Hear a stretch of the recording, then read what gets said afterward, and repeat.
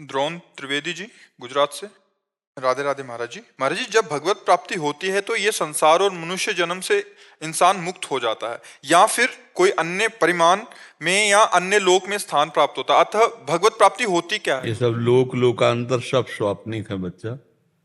जब जगे तो केवल आप ही थे, स्वप्न में जो कुछ भी देखा था सब झूठा था ना।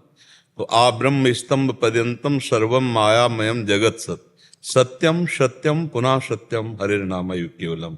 भगवान, भगवान का धाम, भगवान का नाम और भगवान का रूप, भगवान की लीला, ये सच्चिदानंद है। हम उनके अंश हैं।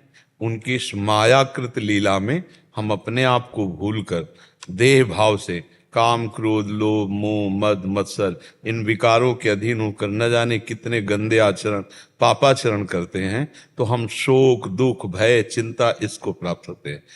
अब जैसे परदेश गया हुआ व्यक्ति जब अपने घर आता है तो कैसा सुकून मिलता है? परदेश गया हुआ है, आहा। तो गोस्वामी तुलसीदास जी को जब भगवान श्री राम की प्राप्ति हुई तो क्या कह रहे हैं? कह रहे हैं, जाकी कृपा लवलेश ते मतिमंद तुलसी दासहु पायो परम विश्राम राम समान प्रभु नाही कहूं। बहुत भटक लिया, अब विश्राम मिल गया। क्योंकि जैसे अपने माँ अपने पिता के पास पहुंचने पर एक बच्चे को एक अपार शांति मिलती है, ऐसे अनंत जन्मों से बिछड़े जब अपने भगवान से मिलते हैं तो हमारा विश्राम हो जाता है। हम भगवान के हैं, भगवान के थे, भूल करके हम माया में भ्रमित हो रहे हैं। ये जितना यहां से लेकर ब्रह्मलोक तक रचा हुआ सब माया में।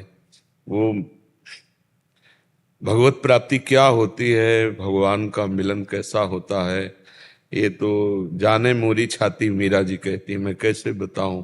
क्योंकि अनिर्वचनीयम प्रेम स्वरूपम, वो अनिर्वचनीय। ज्ञान बघारना, प्रवचन करना, ऐसा हो सकता है, लेकिन प्रीति, जब प्रीति हृदय से अपने प्रीतम से होती, प्रभु से होती, फिर जिससे प्यार हो उसकी बात सुनकर, उसके जनों से मिलकर, उसके मिलने की जब चाह हुई और जब वो मिलता है तब कैसा लगता है, ये तो वही जानता है जिसको जिससे प्यार है थोड़ा भी।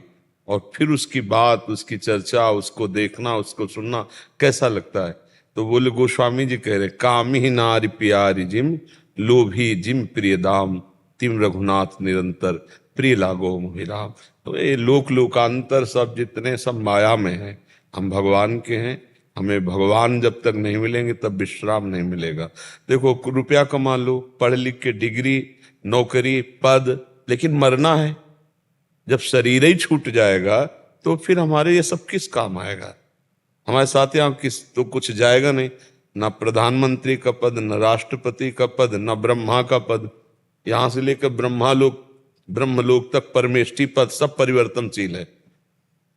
अलग अलग तपस्वी जाकर के ब्रह्मा बनते हैं, अलग अलग देवराजेंद्र बनते हैं। ये कब तक हम भोगते रहेंगे माया का नाटक? हम अपने घर जाना चाहते हैं, प्रभु से मिलना चाहते हैं। अब प्रभु पराये लग रहे हैं। देखो माया का ऐसा खेल, प्रभु पराये लग रहे, और संसार अपना लग रहा है, ये संसार सत्य लग रहा है। पर इसी बात को मिटाने के लिए अध्यात्म है।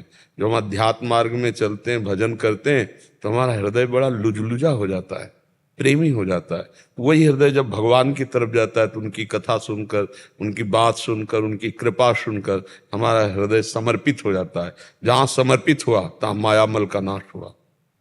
एकदम आनंद, हमारा स्वरूप आनंद में, हमारे प्रभु तो आनंद समुद्र हैं ही। तो उसको कहीं जाना नहीं, उसको अपने प्रभु के पास जाना है। ये जितने लोकांतर है सब मायाकृत हैं, सब महाप्रलय के समय इनका विनाश होता है। भगवान, भगवान का धाम, भगवान की लीलाएं, ये अनंत असीम महिमामय है। यहाँ कालातीत है, यहाँ काल का प्रवेश नहीं, क्योंकि काल के महाकाल स्वयं भगवान है। तो उनके धाम को, उनकी महिमा को, तो हमारा लक्ष्य बनना चाहिए भगवान से मिलना। ये हर जन्म हो गए, सब कुछ भोग लिया, सब इस बार भगवान को देखेंगे।